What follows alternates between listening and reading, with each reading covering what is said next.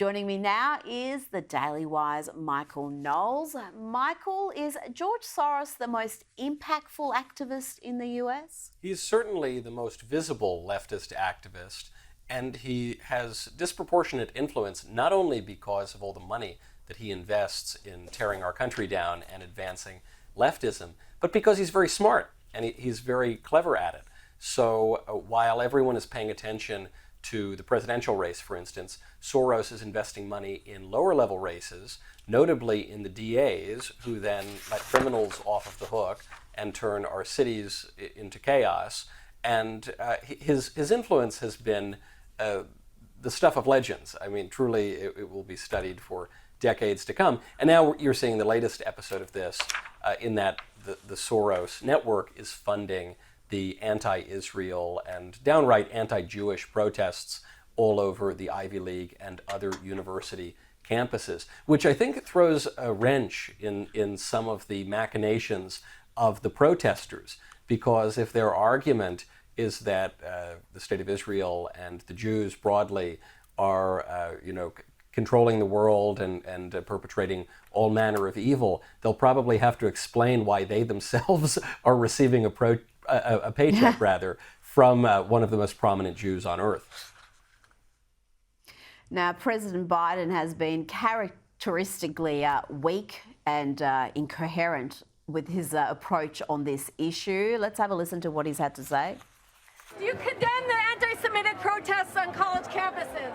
I condemn the anti-Semitic protests. That's why I've set up a program to deal with that. I also condemn those who don't understand what's going on with the Palestinians and how they're being. Should the Columbia University president resign? Right this way. I didn't know that. I'll have to find out more about it. Hard to figure out what he's saying. I think he said he also condemns those who don't know about the plight of Palestinians. And he'll find out more about what's happening at Columbia University. Michael, here is a treat, a blast from the past. Contrast Biden's inept performance with the great Ronald Reagan.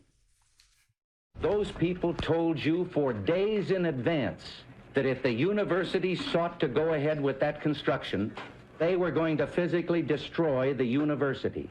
Now, why did you negotiate many times? Negotiate? What is to negotiate? What is? The university is a public institution. That's right.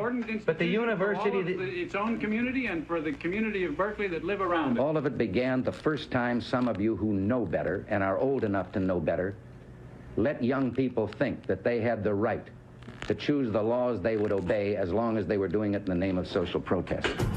Now, that's how you deal with trouble at university campuses. That is a president with moral clarity, full control of his faculties. Quite a contrast there, Michael. I think so. The only thing that Ronald Reagan and Joe Biden had in common is they were both relatively elderly presidents.